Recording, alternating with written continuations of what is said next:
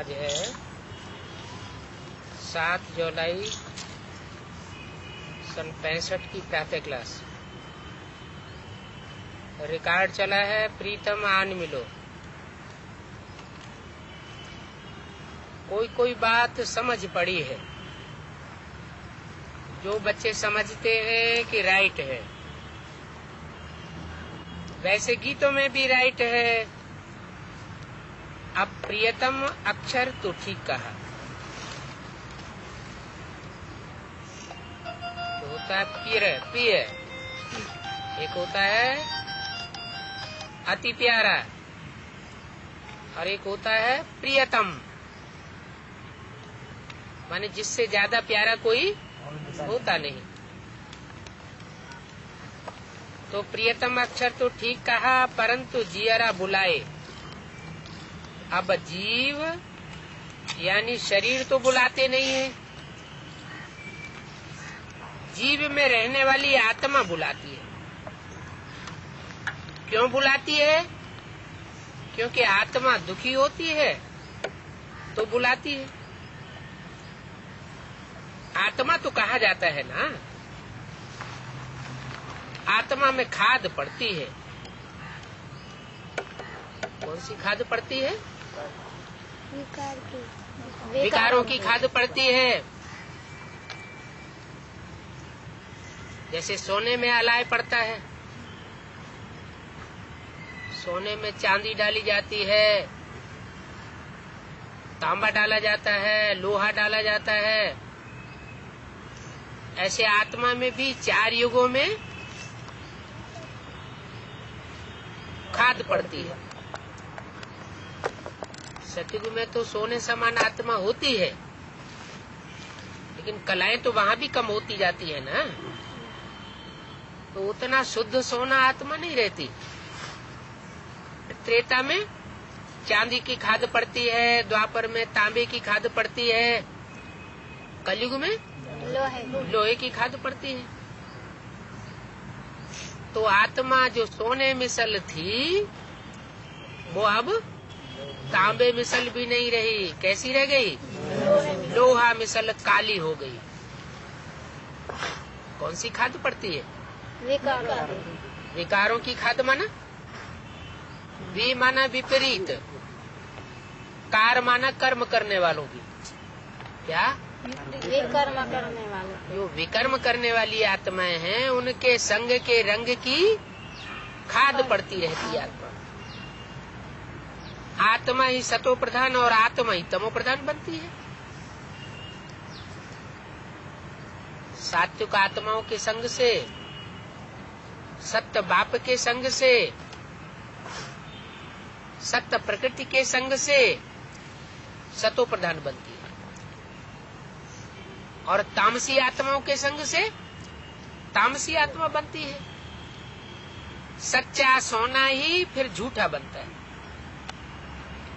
ऐसा कब नहीं समझना आत्मा कोई निर्लेप है। साधु संत महात्मा क्या कहते हैं? आत्मा तो निर्लेप है, उसके ऊपर कोई लेप छेप नहीं चढ़ता। लेकिन नहीं, आत्मा के ऊपर ही लेप छेप चढ़ता है संग के रंग का। आत्मा माना मन बुद्धि।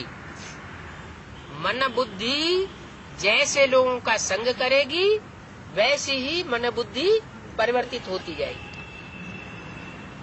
निर्लेप मनुष्य इसलिए कह देते हैं क्योंकि समझते हैं आत्मा सो परमात्मा है।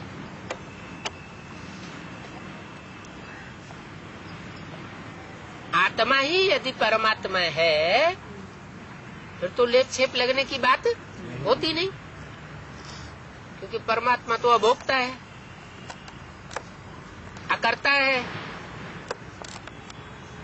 तो वो समझते हैं कि आत्मा कुछ नहीं करती,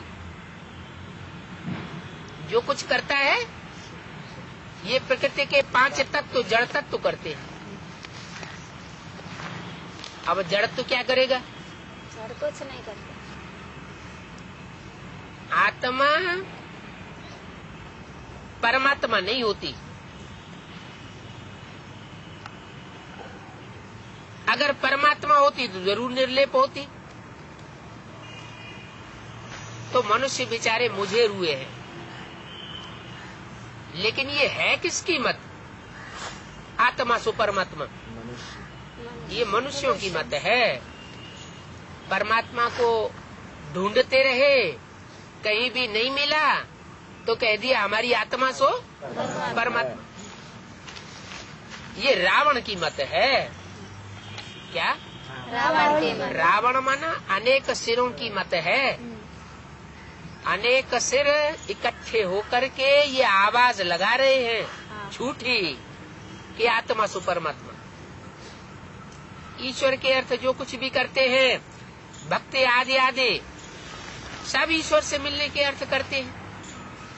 अब ईश्वर से मिले कैसे? इनके लिए यज्ञ, तप, दान, पुण्य आदि करते हैं, फिर भी ईश्वर तो मिलता नहीं है। क्या क्या करते हैं? यज्ञ प्रक्रियाएं करते हैं। उन यज्ञों में क्या करते हैं? घी डालते हैं, हाँ, स्वाहा करते हैं। स्वाहा करते हैं। यज्ञ में आहुति चढ़ाते हैं। उस आहुति में आवाज क्या लगाते हैं? स्वाहा स्वाहा। यानी अपने को मारना जो है उसमें बड़ी मुसीबत आती है। कहाँ की बात? मनुष्य संगम युग में इस समय जो आत्माएं जीते जी मरती हैं ज्ञान में चलते हुए, उन्हें अपने विकारों को, अपने देह अभिमान को स्वाहा करने में बड़ी तकलीफ होती है। हाय, सब कुछ स्वाहा करना पड़ेगा।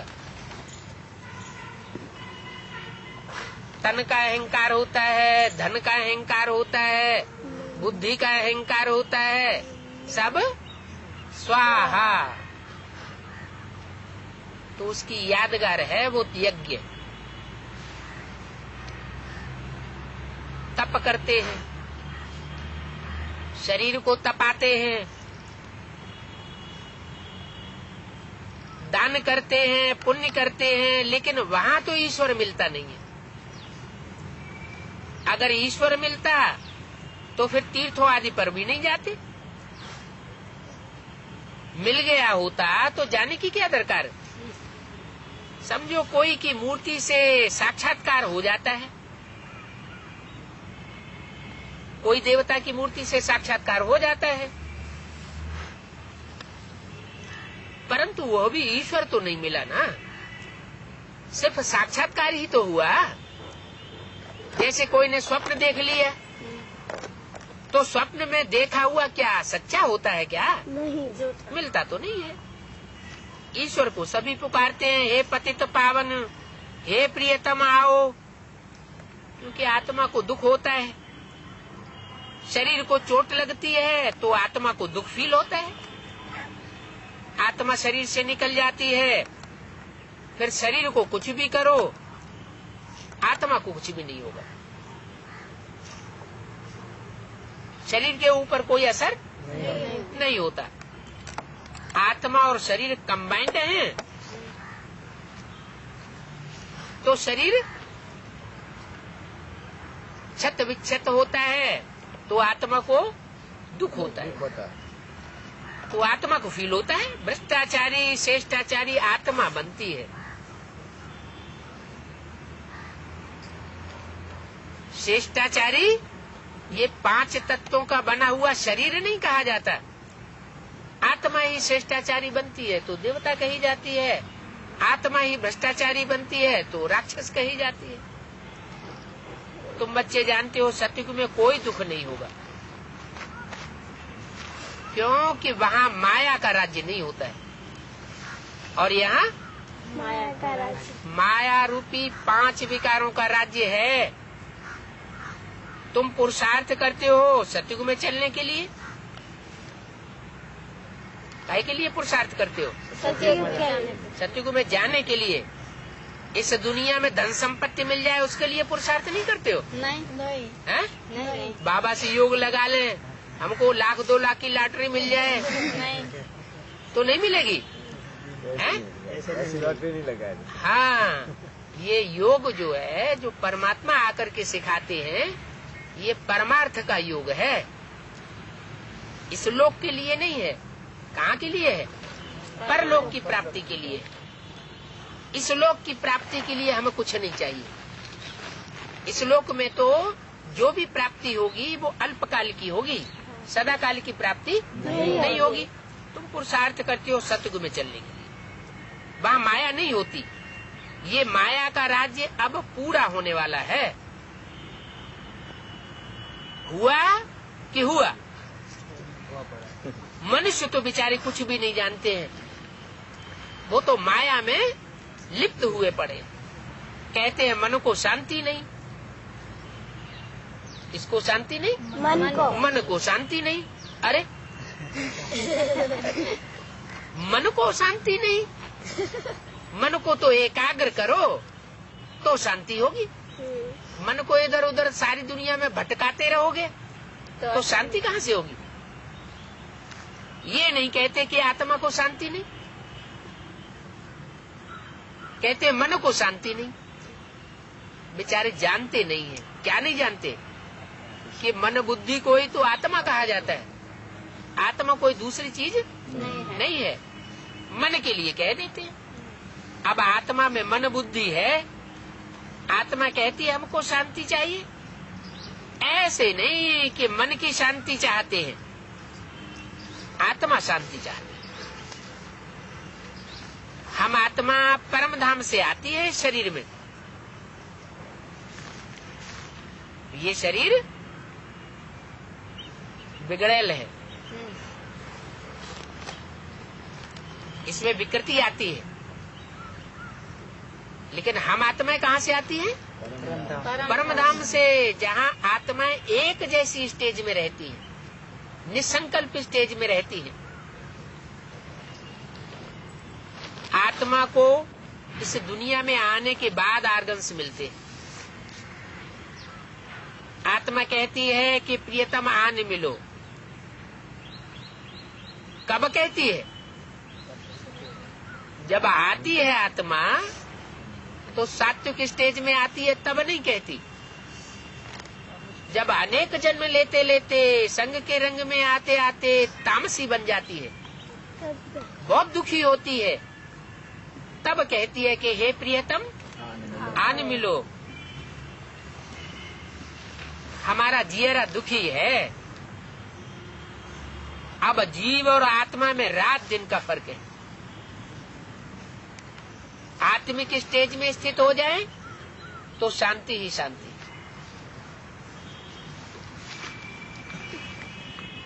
और जीवन में जो ये जीवित शरीर है आत्मा होने की वजह से, इस जीवन में जब हम अपने को देखते हैं, माने देहभान में जब हम अपने को देखते हैं तो अशांति होती है। आत्मा समझने से शांति और देह समझने से अशांति। जीव किसे कहा जाता है? आत्मा किसे कहा जाता है? देह में जब आत्मा प्रवेश करती है तो जीव आत्मा है, जीवित आत्मा। कैसी आत्मा? जीवित आत्मा। और जिस देह को जब आत्मा छोड़ देती है तो आत्मा अलग और ये शरीर मुर्दा अलग होता है।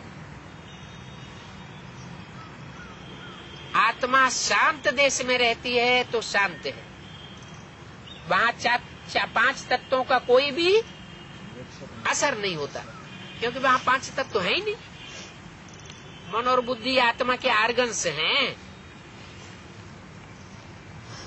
और ये है शरीर के आर्गन्स। हाथ पांव नाक आंख कान ये सब शरीर के आर्गन्स हैं। आत्मा के आर्गन्स हैं मन, बुद्धि, संकल्प शक्ति, सोचने विचारने की शक्ति, भावना करने की शक्ति और बुद्धि, फैसला करने की शक्ति। निर्णयात्मक जो शक्ति है वो आत्मा के आर्गन्स में से एक आर्गन है। इन बातों को और कोई नहीं जानते। वो साधु संत महात्माएं आत्मा का इस प्रकार का परिचय नहीं देते। वास्तव में आत्मा का नाम लेना चाहिए। आत्मा शांति को कहा आत्मा शांति चाहती है,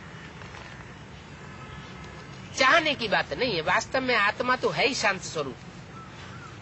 अब आत्मा इन आर्गन्स द्वारा विकारों पर जीत पहन रही है। ऐसे नहीं कि मन पर जीत पहन रहे हैं। किसके ऊपर जीत पहन रहे हैं? जो 5 विकार हैं, काम क्रोध लोभ मोह अहंकार, जिन्होंने आत्मा को दबा रखा है, उनके ऊपर आत्मा राजयोग बल से जीत पहन रही है। माया पर जीत पाते हैं परम पिता परमात्मा की श्रीमत से। इन गुरुओं की मत पर चलते चलते तो आत्मा पतित बन गई।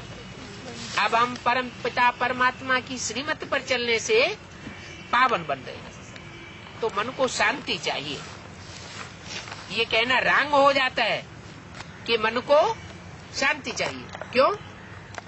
कि मन रूप आत्मा जो है वो तो शांत स्वरूप है ही, चाहिए नहीं। मन बुद्धि रूपी आत्मा अगर हम बन के बैठ जाएं, ये शरीर को भूल जाएं, तो आत्मा शांत स्वरूप ही है। तो ये कहना रंग हो जाता है। ऐसे नहीं कहते मन को सुख दो, आत्मा शांति मांगती है, क्योंकि उनको अपना शांति धाम याद आता है। अभी तुम बच्चे आत्मा और परमात्मा का भेद जान गए हो। क्या भेद जान गए हो? क्या भेद जान गए हो?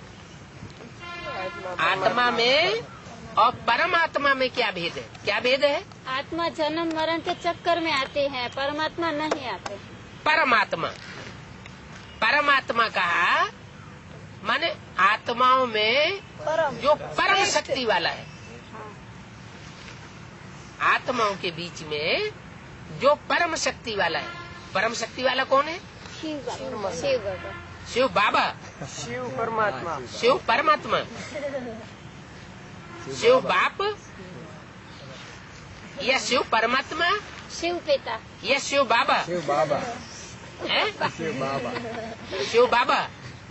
अच्छा, बाबा किसको कहा जाता है? निराकार और साकार और निराकार के मेल को बाबा कहा जाता है। तो निराकार तो शिव ज्योति बिंदु, हाँ। और साकार बाबा। साकार जिसमें प्रवेश करता है प्रजापिता, सारी मनुष्य सृष्टि का पिता। हम्म। तो वो निराकार सारी मनुष्य सृष्टि के पिता में जब प्रवेश करता है तो कहा जाता है परम पिता परम आत्मा। परम पिता परम आत्मा। परम पिता हाँ। वो सब आत्माओं का पिता है। क्या? सब आत्माओं का पिता। उसके पार्ट के लिए ये नहीं कह सकते कि वो परम पार्ट बजाने वाला है। क्या? वो जितनी भी आत्माएं हैं, 500-700 करोड़ मनुष्य आत्माएं, उन सब आत्माओं के बीच में परम पार्ट बजाने वाला नहीं है। क्यों? वो तो 5000 वर्ष इस सृष्टि पर आता ही नहीं पार्ट बजाने के लिए। नहीं। उसकी तुलना किसी के साथ नहीं की जा सकती। जिसकी तुलना ही किसी के साथ नहीं की जा सकती, उसको फिर परमात्मा कैसे कह दिया? उसका ये कैसे बता दिया कि वो परम पार्टधारी है? हाँ, जिसमें वो प्रवेश करता है वो हीरो पार्टधारी जैसा पार्ट कोई नहीं बजाता।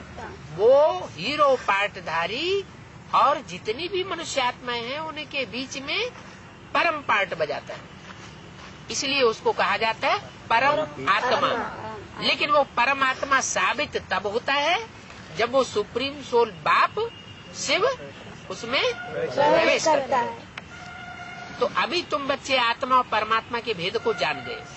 बाप कहते हैं, हे प्रियतमाए, अपने प्रियतम को घड़ी घड़ी याद करती रहो। क्या? अपने प्रियतम और प्रियतमा माने पति और पत्नी का जो संबंध है वो बिंदु बिंदु आत्माओं के साथ नहीं बन सकता। बिंदु बिंदु आत्माएं सब आपस में भाई भाई हैं। प्रियतम और प्रियतमा तब कहा जाए जबकि वो साकार शरीर में प्रवेश करे। तो साकार शरीर में प्रवेश करने के बाद जितनी भी मनुष्य आत्माएं हैं वो सब हैं उसकी प्रियतमाएं। प्रियतमाएं जब तक उसने साकार में प्रवेश नहीं किया तब तक उसका सिर्फ एक ही संबंध था, क्या? नहीं, बाप और बच्चे। आत्मा आत्मा आत्मा रूपी बच्चे, वो सब बच्चे हैं, बच्चियां उनमें कोई नहीं। आत्मा सब पुरुष, सब बच्चे भाई भाई, और वो परमपिता परमात्मा बाप, पति भी नहीं, क्या? बाप। वो जब साकार तन में आता है तब प्रियतम प्रियतमाओं का संबंध कहा जा सकता है। तो कहते हैं हे प्रियतमाएं अपने प्रियतम को घड़ी घड़ी याद करती रहो।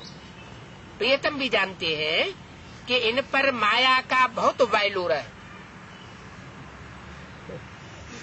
ये सब सीताएं माया की जेल में फंसी पड़ी, घड़ी घड़ी माया भुलाए देती है और इनको देहवान में लाए देती है।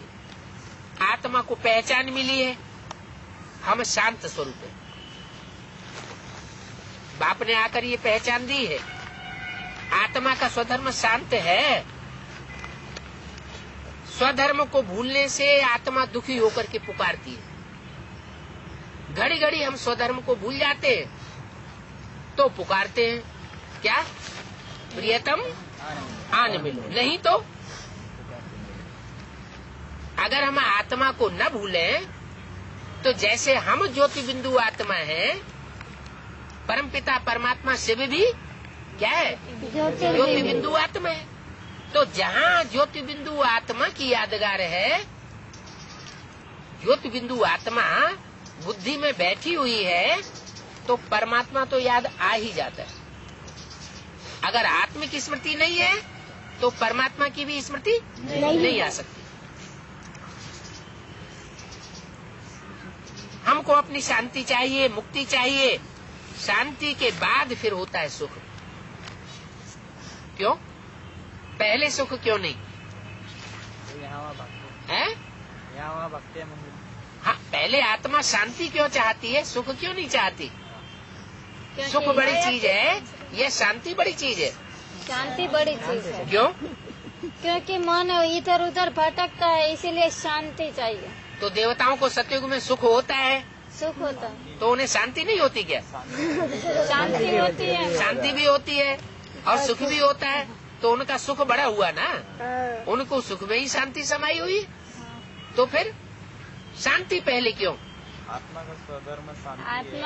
आत्मा का स्वधर्म शांति है तो सतयुग में शांति भी तो होती है। बात तो सुख भी होता है, शांति भी होती है। रावण की चंगुल से बचने के लिए। हाँ, जैसे एक हाथ जल रहा हो आग में और दूसरा हाथ रसगुल्ला आ रहा हो हाथ में, तो पहले चलते हुए हाथ को उठाएंगे। तो पहले आदमी क्या चाहेगा? हाथ को उठाएंगे। क्यों? पहले रसगुल्ला खा लेना। चलता है ना हाथ। जब बुखार आता है ना तो आदमी को कुछ अच्छा खाने के लिए नहीं लगता, क्योंकि आत्मा अशांत है। और जब बुखार उतर जाता है तो भूख लगती है, कुछ अच्छा अच्छा खाने को मिले, है ना? हाँ। तो दुख में कोई सुख नहीं चाहता। जब दुखी है आत्मा, अशांत है, तो वो पहले क्या चाहती है कि हमको शांति मिले। जब शांति मिल जाती है तब इच्छा होती है सुख भी मिले। तो शांति के बाद फिर सुख आता है।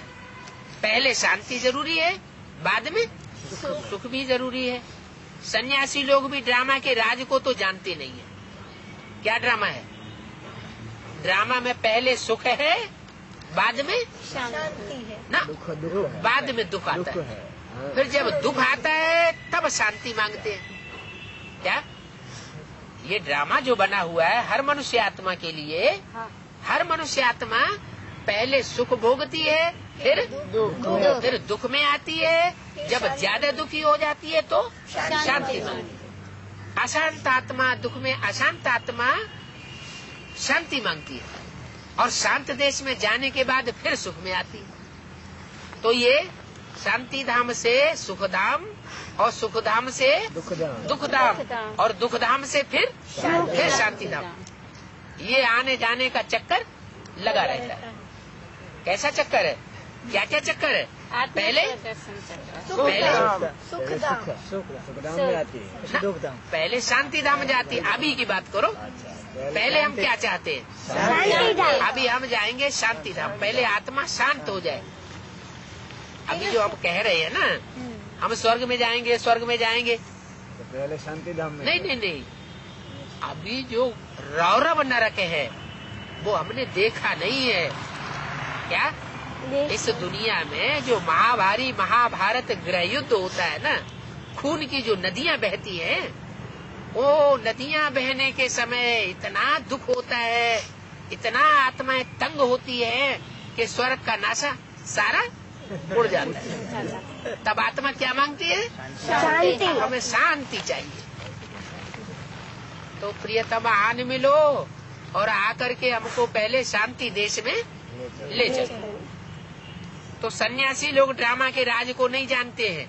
इस ड्रामा में क्या राज है, कैसे पहले हम शांति धाम जाते हैं, फिर सुखधाम आते हैं, सुखधाम से फिर दुखधाम में आ जाते हैं, फिर दुखी होते होते आत्मा बहुत दुखी हो जाती है, तो फिर हम शांति धाम जाते हैं या चाहते हैं।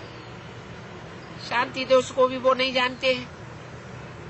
तुमको पक्का निश्चय है कि हम आत्मा शांति देश की रहने वाली हैं। हमने 84 जन्मों का पार्ट बजाया। वो तो कहते हैं आत्मा ने 84 लाख योनियों में चक्कर लगाया, और हम जानते हैं आत्मा ने 84 लाख योनियों में चक्कर लगाने की बात नहीं हो सकती। 84 लाख योनियों में अगर कोई चक्कर लगाए तो आत्मा अपने पार्ट को भूल जाएगी, याद ही नहीं रख सकती। और यही उन्होंने चालाकी की। उन्होंने देखा कि 84 लाख योनियां अगर हम बता देंगे तो कोई हमसे पूछेगा नहीं कि 84 लाख योनियों में आत्मा ने कैसे चक्कर लगाई। तो ये उन्होंने युक्ति निकाली कि आत्मा 84 लाख योनियों में चक्कर लगाने के बाद फिर मनुष्य का जन्म लेती है। लेकिन ऐसी बात तो है नहीं। क्या? आम का बीज आम का ही दरख्त बनेगा, आम का ही फल देगा। बबूल का पेड़ बबूल का ही दरख्त बनेगा और बबूल की उसमें फली निकलेगी। ऐसे नहीं है कि जानवर की आत्मा मनुष्य बन जाए और मनुष्य से कीड़ा मकोड़ा बन जाए। क्या? जैसा बीज होगा वैसा फल होगा। तो आत्मा ने सिर्फ 84 जन्म लिए। ये मनुष्य आत्माओं की बात है। मनुष्य आत्मा जास्ती से जास्ती 84 जन्म लेती है और कम से कम एक जन्म लेती है। अभी हमारा पार्ट पूरा होता है। ये आत्मा कहती है, जानते हो हम आत्मा परमपिता परमात्मा से वर्षा ले रहे हैं। क्या? परमपिता परमात्मा से वर्षा ले। अभी हम आत्माएं जो परमात्मा बाप के बच्चे हैं, वो परमात्मा बाप से अपना शांति का वर्षा ले रहे हैं। प्रियतम हमको मिला हुआ है जो इस सृष्टि पर हर आत्मा के लिए सबसे जास्ती से जास्ती प्यारा है, वो प्यारा प्रियतम आत्मा को मिला हुआ। किसको मिला हुआ है? हम आत्मा को। देहधारियों को मिला हुआ है? नहीं। देहभानियों को मिला हुआ है कि आत्माभिमानियों को मिला हुआ है? और आत्माभिमानी वो ही बन सकते हैं जिनको आत्मा का परिचय मिला हुआ हो। तो हम आत्माओं को, जो आत्माएं आत्माभिमानी बन चुके हैं, उनको परमात्मा आकर मिल चुका है। सबका प्रियतम एक है। भक्ति मार्ग में सब प्रियतम को याद करते हैं, एक का ही नाम लेते हैं। तुम सब समझते हो हमको प्रियतम मिला है। अब इस मधुबन में साधारण तन में बैठे हैं। कहाँ बैठे हैं? मधुबन में। कहाँ मधुबन में कहाँ बैठे हैं? माउंट आबू में मधुबन कहा जाता है, नाम दिया। नहीं। तो माउंट आबू में तो फिर नहीं बैठे हैं। फिर मधुबन किसे कहा जाए? नगरी को। बेहद का बाप बेहद के बच्चों से बेहद की बातें करते हैं। कंपिल को मधुबन कहा जाए, फरुखाबाद को मधुबन कहा जाए, दिल्ली को कहा जाए, चंडीगढ़ को कहा जाए, ऐसे नहीं। क्या? मधुबन की परिभाषा बेहद में बताई है मधु माने जिनके अंदर चेहरे में, बातचीत में, आँखों में मिठास भरा हुआ। क्या हो? मिठास भरा हुआ। मधु की तरह मिठास भरा हुआ हो। और वन माने जिनकी आत्मा में, वन माना जंगल की तरह शांति भरी हुई। वन माना जंगल की तरह शांति, निर्लेप, किसी से कोई लगाव नहीं, आत्मा शांत। तो दो बातें जहाँ भी हैं वहाँ मधुबन।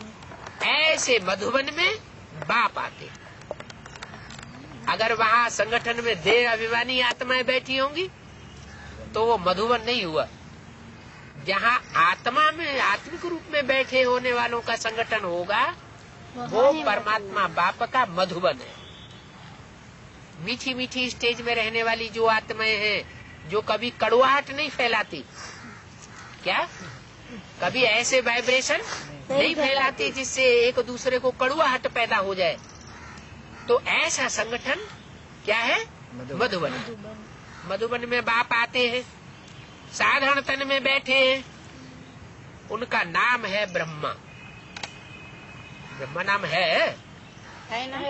ब्रह्मा नाम थोड़े ये है। ब्रह्मा के 4-5 मुख दिखाए जाते हैं। कितने मुख दिखाए जाते हैं? 4-5। 5 मुख दिखाए जाते हैं। 5 मुख कैसे? वो तो भक्ति मार्ग में बनाए हैं, तो यादगार तो जरूरी यहाँ की होनी चाहिए। 5 मुख कैसे? यज्ञ के आदि में जो मम्मा बाबा को भी डायरेक्शन देते थे, ड्रिल कराते थे, टीचर बन करके बैठते थे, वो यज्ञ के आदि के माता पिता, क्या आदि के माता पिता, जिनमें परमात्मा शिव ने प्रवेश करके ब्रह्मा बाबा के साक्षात्कारों को क्लियर किया, तो वो भी दोनों ब्रह्मा के मुख हैं। गीता माता और राम बाप, हाँ, दोनों ब्रह्मा के मुख हुए। और फिर वही आत्माएं शरीर छोड़ने के बाद फिर दोबारा जन्म लेती है, और दोबारा जन्म लेकर के फिर एडवांस पार्टी में फिर प्रत्यक्ष होती है। तो 2 चेहरे वो हो गए, तो और 2 मिलकर के 4 हुए ना, 2 हुए। अंत के, 2 आदि के, और बीच में एक ब्रह्मा बाबा। ब्रह्मा बाबा बीच में एक टेम्परेरी रथ हुआ ना, तो 5 मुख हुए। पंचानन। पंचानन। हाँ, पंचानन कहा जाता है, चतुरानन कहा जाता है। आनन माने मुख। ब्रह्मा को 5 मुख दिखाते हैं और 4 मुख दिखाते हैं। एक मुख कहते हैं काट दिया गया, ब्रह्मा का एक मुख के दूसरा बोले तो है ना? ऐसे ही याद जाता है। कोई का मुख काट दिया जाए तो नीचे का देह रह जाएगी, है? और मुख माने आत्मा अलग हो गई। तो जिसकी आत्मा अलग हो गई शरीर से, देहवान से, वो हुआ शंकर। शंकर को देह अभिमानी कहेंगे या आत्मा अभिमानी कहेंगे? तो आत्मा अभिमानी हो गया, तो वो ब्रह्मा का एक मुख कट गया, उसको ब्रह्मा नहीं कहेंगे। क्या? शंकर को प्रजापिता ब्रह्मा भी नहीं कहेंगे। क्या नहीं कहेंगे? उसका नाम प्रजापिता ब्रह्मा नहीं, वो तो शंकर हो गया। शंकर और शिव को मिला के एक कर दिया। क्यों कर दिया? शिव और ब्रह्मा को मिला के एक क्यों नहीं कर दिया? शिव और विष्णु को मिला के एक क्यों नहीं कर दिया? शंकर का धड़ काट दिया गया। हाँ, वो आत्माभिमानी बन गया। तो जो आत्माभिमानी बन गया वो आत्मा सो परमात्मा। ऊपर क्या बताया? ऊपर बताया ना, आत्मा सो परमात्मा। वो सन्यासी कहते हैं आत्मा सो परमात्मा। तो उन्होंने किसकी शरीकत कर ली? किसको फॉलो कर लिया? शंकर को फॉलो कर लिया। वो कहते हैं कि हम भी आत्मा सो परमात्मा, लेकिन वास्तव में आत्मा सो परमात्मा बनने वाला तो एक ही है। एक मुकर्रर रथ है जिसमें वो सुप्रीम सोल प्रवेश करता है, और उसके प्रवेश करने के कारण वो आत्मिक स्थिति में स्थित हो जाता है। तो बताया इस मधुबन में साधारण तन में बाप बैठे हैं जिसका नाम ब्रह्मा है, क्योंकि तुम ब्रह्मा कुमारियां हो। क्या? ब्रह्मा के कुमार और कुमारियां कब बनते हैं? तब बनते हैं जबकि वो प्रजापिता ब्रह्मा भी मौजूद हो और ब्रह्मा भी मौजूद, माने माता और पिता दोनों मौजूद हो तो ब्रह्मा कुमार कुमारियां कही जाए। जिनको अपने बाप का ही पता नहीं तो कैसे ब्रह्मा कुमार? तो फिर वो ब्रह्मा कुमार कैसे कहे जा सकते? वो ब्राह्मण कुमार नहीं है, क्या है? किद्रा कुमार। हाँ, जब बाप को ही नहीं जानते तो जो बच्चा ये कहे कि हमें अपने बाप का नाम नहीं मालूम, या कोई बच्ची ये कहे हमें अपने बाप का नाम नहीं मालूम, तो अच्छा माना जाता है क्या? नहीं। क्या माना जाता है? क्यों खराब माना जाता है? क्योंकि बाप बिना बच्चा कैसे होता है? बच्चा कैसे होता है? अरे कैसे भी हो गया होगा। इतने ब्रह्मा कुमार कुमारियां हो गए, उनसे पूछो। तुम अपने को ब्रह्मा कुमार कुमारियां कहते हो, ब्राह्मण ब्राह्मणियां कहते हो, तुम्हारा बाप कहाँ है? मुरली में भी पूछा एक जगह। क्या पूछा? बाप कहाँ गया? हाँ, मुरली में भी एक पूछा है एक जगह, उन ब्राह्मणों से पूछो, अगर तुम ब्राह्मण है तुम ब्राह्मण अपने को कहते हो तो तुम्हारा ब्रह्मा बाप कहाँ है? तो सूक्ष्म वतन में तुम कहाँ से यहाँ टपक पड़े? बिना बाप के बच्चे कैसे पैदा हो गए? कहते सूक्ष्म वतन ऊपर है। हाँ, तो फिर समझाना पड़े कि वास्तव में अब प्रजापिता ब्रह्मा और ब्रह्मा कुमारी, हाँ, जिनसे माँ बाप से पैदाइश हो रही है, वो असली ब्राह्मण ब्राह्मणियां अभी तैयार हो रहे हैं, बेहद के मधुबन में तैयार हुए पड़े हैं। तुम ब्रह्मा कुमार कुमारियां हो, वास्तव में तुम अपने को ब्रह्मा कुमार कुमारियां न कहो, क्या कहो? प्रजापिता ब्रह्मा कुमार। तुम अपने नाम के साथ सिर्फ ब्रह्मा कुमार कुमारियां कहोगे, हम अम्मा के बच्चे, अम्मा के बच्चे, तो कोई को संशय पैदा हो जाएगा, है? कहीं रंडी पुत्र तो नहीं है। इसलिए अपने बाप का नाम नहीं बता रहा है, इसलिए क्या करो, तुम प्रजापिता शब्द जरूर लगाओ। हम प्रजापिता ब्रह्मा कुमार और ब्रह्मा कुमारियां हैं। सबको ये समझाओ। क्या समझाओ? हम प्रजापिता ब्रह्मा कुमार कुमारियां है। हाँ, सबको ये समझाओ, बीके के आगे प्रजापिता अक्षर न आने से बड़े मुझ हो गई है। क्या? पब्लिक के लोग मुझ गए हैं कि ये कैसी सस्ती पैदाइश हो रही है रंडी पुत्रों की। ये अपनी अम्मा का नाम बताते हैं और बाप का नाम नहीं बताते नहीं, बड़े मुझ गए हैं। 7-7-65 खानी का दूसरा पेज। प्रजापिता अक्षर न आने से बड़ी मुझ हो जाती है। प्रजापिता अक्षर ना पढ़ने से मनुष्य समझ नहीं सकेंगे। क्या नहीं समझ सकेंगे? कि ये औरस बाप की संतान है या नहीं है, या कोई नाजायज बाप से पैदाइश हुई है इनकी। कोई धनी दोरी है कि नहीं? हाँ, इनका कोई धनी दोरी है या नहीं है। प्रजापिता को तो सभी जानते हैं। जो चाहे मुसलमान हो, चाहे ईसाई हो, कोई भी धर्म के हो, सृष्टि के आदि पुरुष को तो सभी मानते हैं। हिंदुओं में उनको आदि देव कह दिया है। तुम आदि देव है, पुरुष है, पुराण है। शंकर जी की स्तुति में बोला है ना, वो जगत का पिता है। तो माता पिता शंभु भगवान है। और मुसलमानों में उसको आदम का है, क्रिश्चियंस में उसको एडम का है। सृष्टि के पहले पुरुष को, आदम को, तो पहले पुरुष को एडम का है। ब्रह्मा को भी सूक्ष्म वतनवासी समझ लेते हैं। क्यों समझ लेते हैं? क्या गलत समझ लेते हैं? अरे प्रजापिता तो प्रजा के साथ ही रहता है।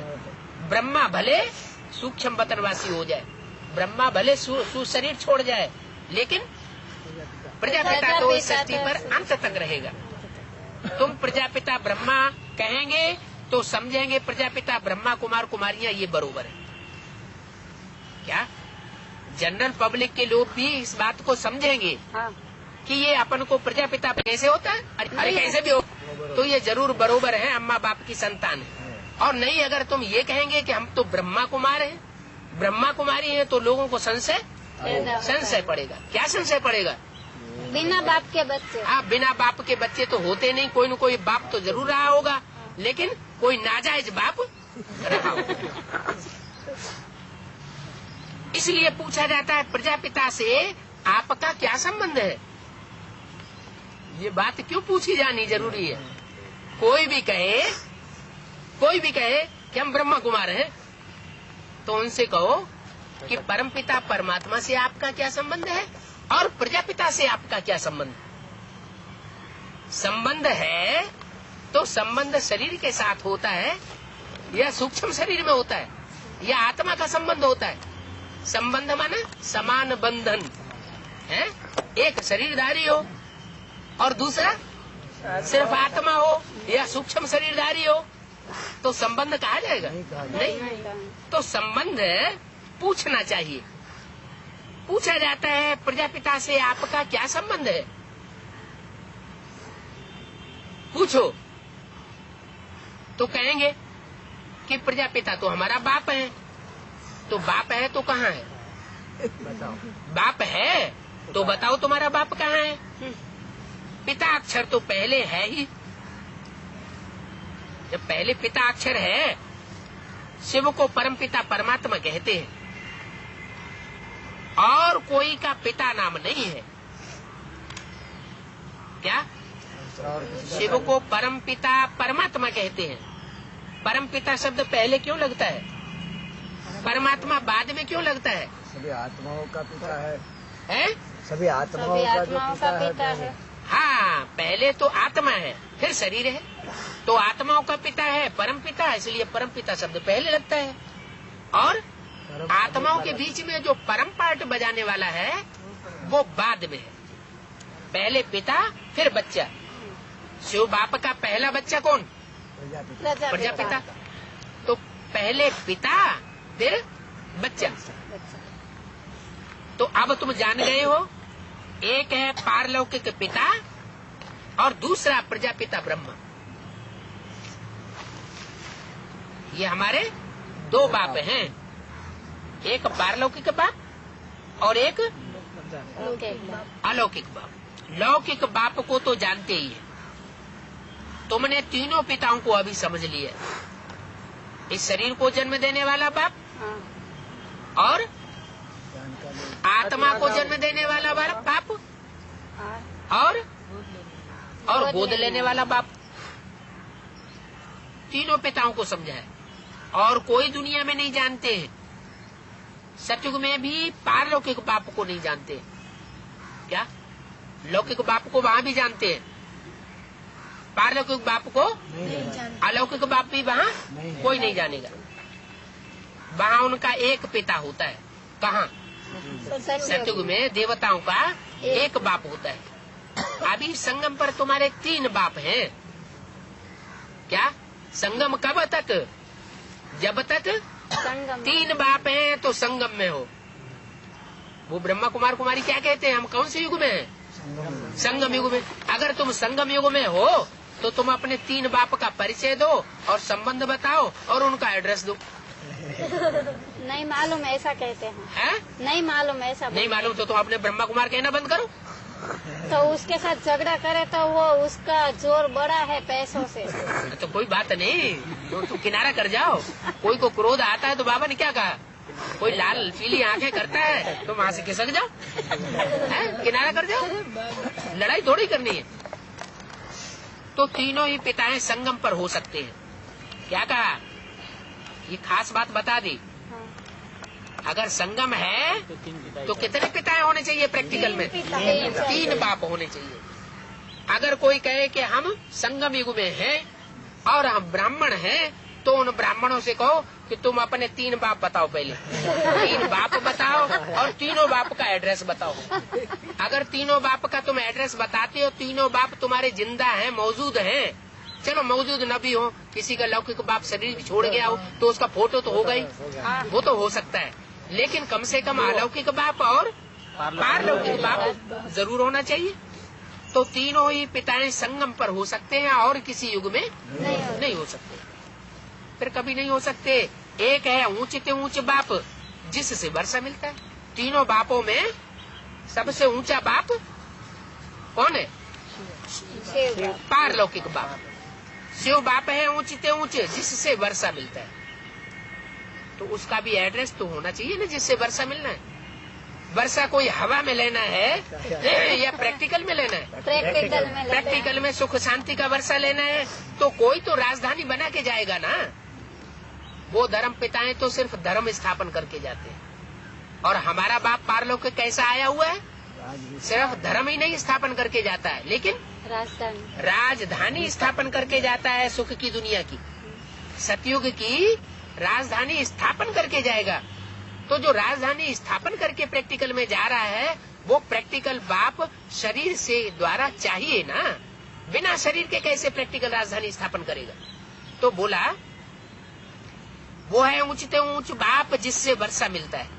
ऊंचते ऊंच और नीचते नीच ये परमधाम की बात है, यह साकार सृष्टि की प्रैक्टिकल बात है। ये ऊंचते ऊंच और नीचते नीचे कहाँ की बात है? साकार सृष्टि पर ऊंचते ऊंच, इससे ऊंचा ये, इससे ऊंचा ये, इससे ऊंचा ये, इस सृष्टि पर कहा जाएगा। परमधाम में तो कोई ऊंचे नीचे का सवाल होता ही नहीं। तो ऊंचते ऊंच बाप है, उनसे वर्षा मिलता है। दूसरा बाप ब्रह्मा है जिससे बच्चों को एडाप्ट करते हैं। क्या दूसरा बाप? ब्रह्मा का भी टाइटल होता है। कोई का बाप मर जाता है क्या? कोई माँ है और उसका पति मर जाए तो पांडे, श्रीमती पांडे, पांडे किसका नाम हो गया? श्रीमती जी का नाम पांडे हो गया। पांडे जी ने शरीर छोड़ दिया तो उनका टाइटल मिल गया श्रीमती जी को। श्रीमती जी पांडे के बच्चे हैं। तो ऐसे ही यज्ञ के आदि में प्रजापिता ने शरीर छोड़ दिया तो प्रजापिता का टाइटल दादा लेखराज ब्रह्मा को मिल गया। तो दादा लेखराज ब्रह्मा माँ भी हुए और टाइटलधारी बाप भी हुए। तो दूसरा बाप ब्रह्मा जिससे बच्चों को एडाप्ट करते हैं। ब्रह्मा मुख वंशावली गाई हुई है। क्या ये गायन है? क्या गायन है? ब्रह्मा मुख वंशावली, ब्रह्मा की मुख वंशावली क्यों गाई हुई है? ब्रह्मा के मुख से पैदा हो। प्रजापिता ब्रह्मा मुख वंशावली गाई हुई है क्योंकि ब्रह्मा के मुख से परमात्मा शिव ने ज्ञान सुनाया। उस ज्ञान को जिन्होंने अपने जीवन में धारण किया, दूसरों को कराया, वो हुए प्रजापिता ब्रह्मा मुख वंशावली ब्राह्मण। वो ब्राह्मण लोग सिर्फ कहते हैं कि हम तो ब्रह्मा की औलाद हैं। क्या कहा? हम तो ब्रह्मा की औलाद है। वो सिर्फ कहते हैं हम किसकी औलाद हैं? ब्रह्मा की औलाद हैं, परंतु ऐसे नहीं समझते कि हम ब्रह्मा के मुखवंशावली हैं। क्यों नहीं समझते? बेहद में दृष्टि जाती ही नहीं। क्या बेहद में दृष्टि नहीं जाती? उनकी बेहद में ये दृष्टि नहीं जाती कि मुख की बात को जो माने, ब्रह्मा के मुख की बात को माने तो ब्रह्मा मुखवंशावली ब्राह्मण, और ब्रह्मा के मुख की निकली हुई बातों को नकार दे। हम इन मुरलियों को नहीं मानते तो ब्रह्मा मुखवंशावली ब्राह्मण ही नहीं हुआ। जो मुरली की बात को माने, ब्रह्मा मुख की बात को माने तो ब्रह्मा मुखवंशावली, ब्रह्मा मुख की बात को न माने तो ब्रह्मा मुखवंशावली ब्राह्मण काहे का? वो मानते किसको है? वो मानते हैं, कोई को अनुभव सुनाएंगे तो हम ब्रह्मा बाबा की गोद में गए, ब्रह्मा बाबा ने हमको ऐसे खिलाया। उन्हें गोद याद आती रहती है तो गोद को कुख कहा जाता है। तो जिन्हें गोद याद आती रहती है, गोद की बातें सुनाते रहते हैं, वो कुख वंशावली ब्राह्मण शास्त्रों में गाए हुए। वो क्या, कौन से ब्राह्मण हुए? कुख वंशावली। उनको मुख की निकली बातें याद ही नहीं आती। जिस समय ब्रह्मा के द्वारा प्रैक्टिकल में उन्होंने ब्रह्मा मुख की बातें सुनी थी तो उन पे ध्यान ही नहीं दिया। चेहरे को देखते रहते थे, बड़ा गोरा है, बड़ा चिट्ठा है, बड़ा लंबा है, चौड़ा है, वो शरीर याद आता रहता। तो देह को याद आने से वो हो गए कुख वंशावली ब्राह्मण। और जिन्होंने देह का सुख नहीं लिया, क्या, जिन्होंने देह का सुख नहीं लिया, उसके मुख से निकली हुई बातों पर ज्यादा गौर किया, ब्रह्मा के मुख से निकली हुई बातों पर ज्यादा मनन चिंतन मंथन किया और दूसरी आत्माओं को मनन चिंतन मंथन कराने में सहयोग दिया।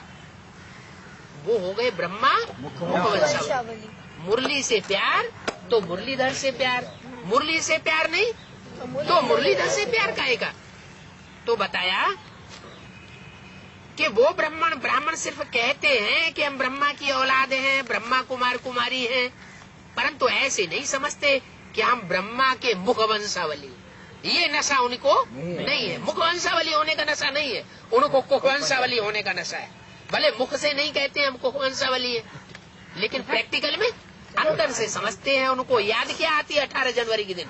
उनको 18 जनवरी के दिन वही ब्रह्मा की कुख, ब्रह्मा बाबा की याद आती है।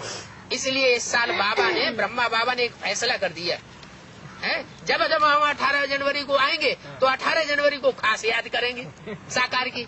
और कोई दिन करें न करें, लेकिन एक दिन 18 जनवरी पक्का है। तो ब्रह्मा बाबा ने कहा तुम्हें बार बार कुख की याद आती है, और हमको हमारे मुख के द्वारा परमात्मा शिव बाप ने बोला कि ब्रह्मा के तन को नहीं याद करना है, ब्रह्मा का चेहरा भी याद नहीं करना चाहिए, ब्रह्मा का चित्र भी नहीं रखना चाहिए। ब्रह्मा को याद करेंगे तो पतित हो पड़ेंगे। समझाने के लिए तो त्रिमूर्ति के चित्र में ब्रह्मा का चित्र है ही, जो भी 4 चित्र हैं मुख्य, उनमें समझाने के लिए ब्रह्मा का चित्र रखा हुआ है। तो अलग से चित्र बनाने की कोई दरकार नहीं है। लेकिन देहधारी गुरुओं ने कहा अरे ब्रह्मा का अगर चित्र हटा देंगे तो फिर हमारी कौन पूजा करेगा, हमारा तो नाम निशान मिट जाएगा है। इसलिए ब्रह्मा का चित्र हम रखेंगे तो हमारे फॉलोअर्स हमारी पूजा करेंगे, हमारा चित्र रखेंगे। इसलिए उन्होंने उल्टा ही काम किया। क्या उल्टा काम कर लिया। तो अब बाप कहते हैं तो वह है कुखवंशावली ब्राह्मण। मुखवंशावली सिर्फ इस समय ही होते हैं।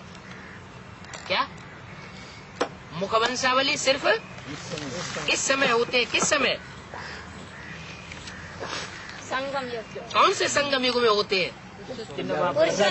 वो पुरुषोत्तम संगम युग पर होते हैं, जहाँ पुरुषों में, पुरुष माना आत्माओं के बीच में उत्तम पाठधारी जो प्रजापिता है, जो पुरुषार्थ करके प्रजापिता से नारायण बनता है, वो प्रत्यक्ष हो जाए। जब तक वो प्रत्यक्ष नहीं हुआ है तब तक पुरुषोत्तम संगम युग नहीं कहा जा सकता। तो मुखवंशावली सिर्फ इस समय ही होते हैं। किस समय? जब 3 पिताएं प्रैक्टिकल में मौजूद हो, लौकिक बाप, अलौकिक बाप और पारलौकिक बाप। शिव के लिए मुखवंशावली नहीं कहेंगे। क्या? ब्रह्मा के लिए तो कहेंगे मुखवंशावली, प्रजापिता ब्रह्मा के लिए मुखवंशावली कहेंगे। क्यों? नहीं, ब्राह्मण बने बिगर प्रजापिता था क्या? मुरली में बोला प्रजापिता भी जब तक ब्राह्मण ब्रह्मा की औलाद न बने तब तक प्रजापिता नहीं हो सकता। माने यज्ञ के आदि में कोई माता थी, माता माने असली ब्रह्मा, बड़ी माँ थी, जिसके मुख में परमात्मा शिव ने प्रवेश करके पहले प्रजापिता को सुनाया। तो उसने कानों से सुना, साक्षात्कार की बातों को कानों से सुना, तो वो ब्राह्मण हो गया, ब्रह्मा की औलाद हो गया ब्राह्मण। सुनने सुनाने का काम तो हो गया, लेकिन समझने समझाने का काम, वो जो ज्ञान का फाउंडेशन डालने का काम है, वो फिर पिता ने किया। प्रजापिता के थ्रू वो काम संपन्न होता है। माता ये काम बीज, ज्ञान का बीज बोने का काम माता तो नहीं करती। तो सुनने सुनाने का काम, भक्ति मार्ग का फाउंडेशन माता के द्वारा पड़ा, और ज्ञान समझने समझाने का फाउंडेशन पिता के द्वारा पड़ा। तो बोला शिव के लिए मुखवंशावली नहीं कहेंगे। मुखवंशावली किसके लिए कहेंगे? प्रजापिता और ब्रह्मा के लिए कहेंगे। इनको सब गॉड फादर मानते हैं, इनको शिव बाप को सब गॉड फादर मानते हैं। तो 3 पिताएं हैं संगम पर। संगम पर 3 पिताएं हैं। ये एक्यूरेट प्रैक्टिकल में है, अंडरलाइन करो इस बात को। ये 3 पिताएं एक्यूरेट हैं और प्रैक्टिकल में है। क्यों भैया? जिसका लौकिक बाप मर गया हो तो प्रैक्टिकल में कैसे कहेंगे? तीनों पिताएं कहाँ हुए प्रैक्टिकल में? एक तो मर गया, जैसे वो ब्रह्मा कुमार कुमारी कहते हैं कि हमारा ब्रह्मा बाप तो मर गया, तो उनका तो अलौकिक भी गया और लौकिक भी गया। दोनों गए। अब वो सिर्फ पारलौकिक को लिए बैठे हैं, बिंदी को। बाप कहते हैं नहीं, संगम युग कहा ही तब तक जाएगा जब तक 3 बाप तुम्हारे मौजूद हो। कौन कौन से प्रैक्टिकल में होने चाहिए? लौकिक बाप, अलौकिक बाप और पारलौकिक।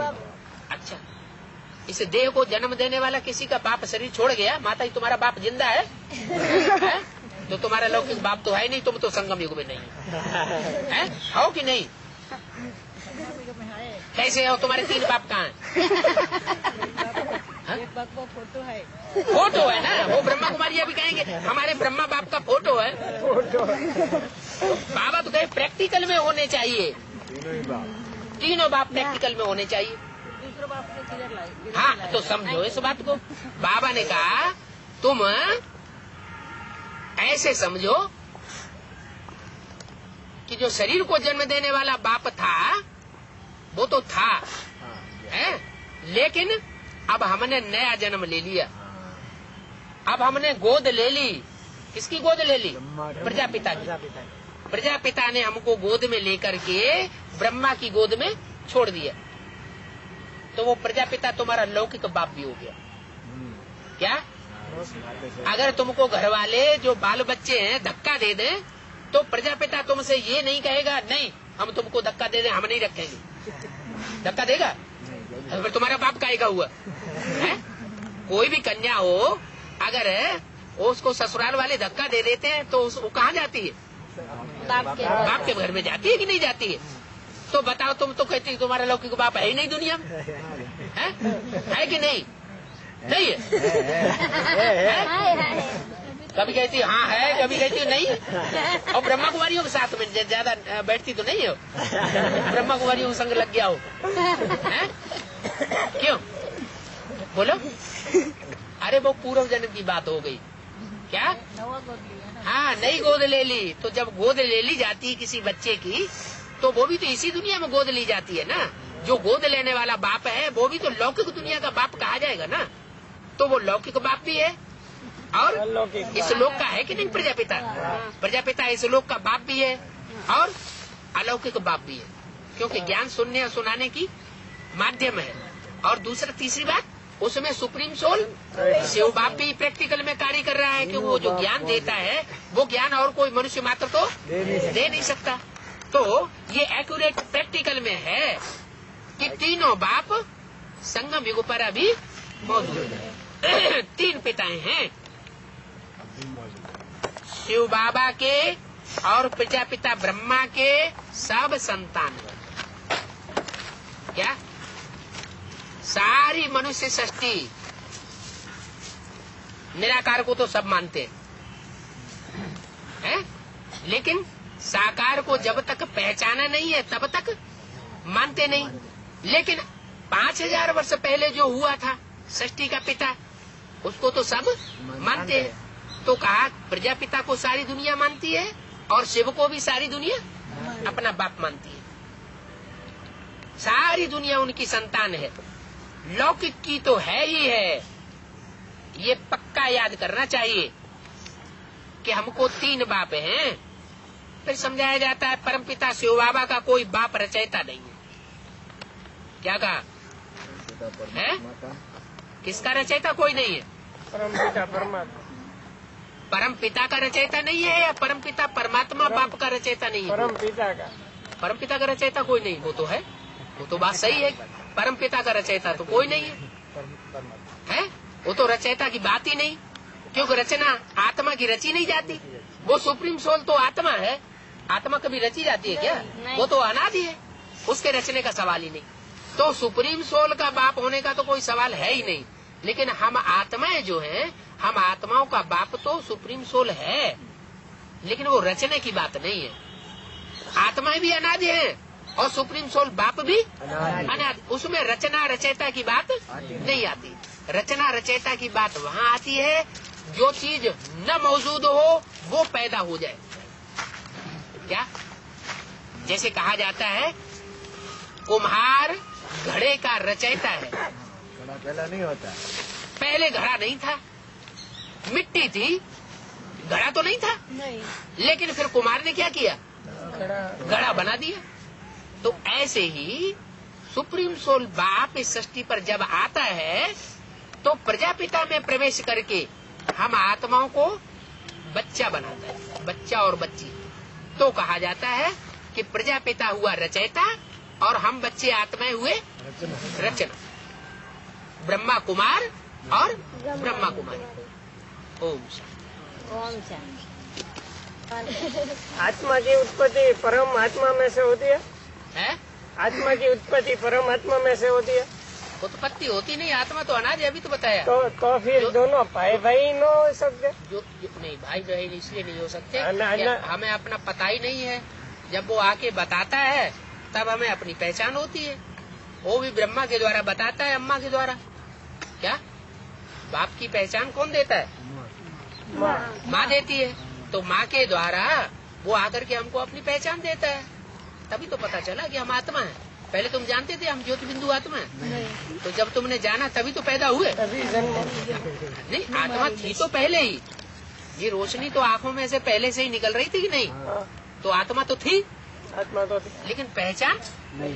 तो पहचान देने के कारण वो हमारा सुप्रीम सोल बाप पहचान देता है। जब अनादि में तो पहला कौन सा युग आया होगा? फिर वही बात, 2 चीजें 3 चीजें अनादि हैं, उनकी आदि अंत नहीं होती। एक तो आत्मा की आदि अंत नहीं है, वो हमेशा से आई है। कब पैदा हुई ये नहीं कहा जा सकता। ऐसे ही ड्रामा कब शुरू हुआ ये नहीं कहा जा सकता कब शुरू हुआ। और सतयुग त्रेता द्वापर कलयुग के बाद सतयुग त्रेता द्वापर कलयुग, सतयुग त्रेता द्वापर कलयुग, ये चक्कर घूमता ही रहता। ये अनादि चक्कर है। क्या अनादि चक्कर? ये इसकी शुरुआत नहीं कही जा सकती कभी। हाँ, ऐसे कह सकते हैं कि जो कुम्हार का चाक होता है वो तो कुम्हार डंडा लगाता है, तब घूमता है तो वो घूमता रहता है? कुछ टाइम होता है उसका, 15 मिनट 20 मिनट घूमता रहता है। लेकिन ये ऐसा ड्रामा है कि इसमें वो परम पिता, वो जो कुमार है, वो आकर के ज्ञान का डंडा एक बार लगाता है तो 5000 साल तक घूमता रहता है। फिर वो बंद होने से पहले ही फिर डंडा लगा देता है। तो ये ज्ञान का चक्कर लगाता है, ऐसे ही घूमता रहता है। क्या आया समझ में? आया। वो घूमता है तो ऐसा नहीं कह सकते कि पहला कौन सा भाग होगा। घूमता ही रहता है। लगाया डंडा जो। और वो स्वयं ही क्यों शरीर नहीं धारण करता? वो भी शरीर धारण कर ले तो वो भी फंस जाएगा इसमें। सबको काटने के कौन आता है? निकालने वाला कौन रह जाएगा? निकालने वाला एक ही रहेगा। वो एक निकालने वाला रहने देगा कि नहीं? उसको भी अपने चंबे में लपेट ले। वो एक आकर सबको निकालता है। बहुत घर में रहते थे, बहुत प्रश्न करता है ऐसा तो अच्छी बात है ना। बात समझ में नहीं आएगी तो फिर दूसरों को समझाया कैसे जाएगा? और जो धर्मराज सजा देते हैं वो सिर्फ आत्मा को ही देते हैं या शरीर आत्मा? शरीर धारण करा के सजा दूंगा, ऐसे नहीं समझना है कि ऐसे ही अंदर अंदर भुगत लेंगे। आत्मा को तो कोई अनुभूति होती हो तो ऐसे तो फिर जो ब्रह्मा कुमार कुमारी शरीर छोड़ते चले जा रहे हैं वो तो बड़े मजे में कहेगा वाह हम तो मुक्त हो गए। लेकिन नहीं, उनको भी शरीर धारण करना पड़ेगा। कोई शरीर में प्रवेश करके उनको भी सजाएं खानी पड़ेंगी। और माना शरीर को जब सजा लगती है तो आत्मा को उसकी अनुभूति होगी। जो ब्रह्मा कुमार कुमारी शरीर छोड़ दी जाती है, शरीर छोड़ रही है ना, तो वो ये समझती हो कि चलो हम धर्मराज की सजाओं से छूट जाएंगे। ऐसे नहीं है, वो भी किसी शरीर में प्रवेश करके सजाएं खाएंगे। शरीर धारण करा के सजा देता हूँ, ऐसे नहीं सजाएं देता हूँ जो अंदर अंदर संकल्पों से खत्म हो जाए।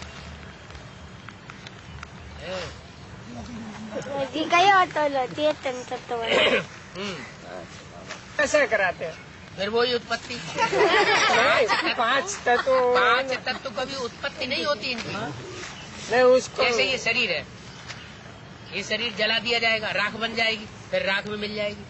फिर राख के वही कण इकट्ठे होकर के फिर जब 5000 वर्ष के बाद का टाइम आएगा तो यही शरीर से पैदा हो सीधा पैसा ऐसा ही हो जाता है। ये साइकिल चलता है इनका। साइकोलॉजी। और इसमें तो आत्मा परमात्मा में इलेक्ट्रॉन प्रोटॉन तो आता ही नहीं ना। इलेक्ट्रॉन प्रोटॉन कभी पैदा नहीं होते, वो तो हाँ, वो अनादि तो है ही है। परमाणु तो होते ही रहते हैं। हाँ, तो परमाणु जैसे हैं वैसे ही ये 5 तत्व जो है वो हमेशा है ही है, ये मतलब कभी खत्म नहीं होते। उन्होंने न्यूट्रॉन प्रोटॉन नाम दे दिया, यहाँ हिंदुओं में उसको 5 तत्व नाम दे दिया। 5 तत्वों की जो बनी हुई ये सृष्टि दिखाई पड़ रही है ना, ये हमेशा है ही है, ये कभी खत्म होने वाली नहीं है। एक तो प्रकृति के 5 तत्व अनादि है, आत्माएं अनादि है और परमात्मा अनादि। इनकी कभी आदि नहीं होती, ड्रामा रूप बदलते हैं बस। क्या रूप बदल रहे। परिवर्तन परम होता है। धाम है सुप्रीम सोल बिंदु। इस सृष्टि पाया तो प्रजापिता ब्रह्मा है। हाँ, फिर शंकर का रूप बदलते हैं, रूप ऊर्जा बदलते। का रूप हाँ, बदला था, ऊर्जा रूप तो बदलते अचल ही हैं, रहती है, बस, अचल ही रहती है। बस बाकी वो हमेशा है ही है।